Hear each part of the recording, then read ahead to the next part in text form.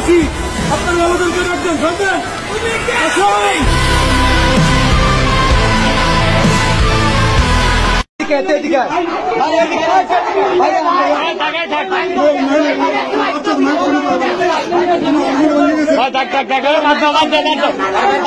আমরা ঢাবি স্টুডেন্ট কালকে যেভাবে মার খেয়েছি, আমাদের ভাইদের যেভাবে মেরেছে, আমি নিজেও ইনজুরিতে আছি। আমি তারপর আজকে আন্দোলনে আসছি। আমরা কিন্তু মানে দমে যাই না, এটা জাস্ট বোঝানোর জন্য যে ইনজুরি থেকে এই জন্য উঠে আসছি যে ঢাবির এখন পর্যন্ত কোনো আন্দোলন কিন্তু বৃথা যায় নাই।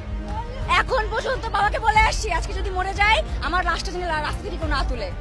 আমার ছাত্রদল যখন বিজয় উল্লাস নিয়ে বের হবে, আমাকেও তখন যদি বিজয় ঘোষণা করে আমার লাশটা তারা দাফন করে। এটা বাসা থেকে বলে আসছি, এখন কি হবে সেটা পরে দেখা যাবে ইনশাল্লাহ।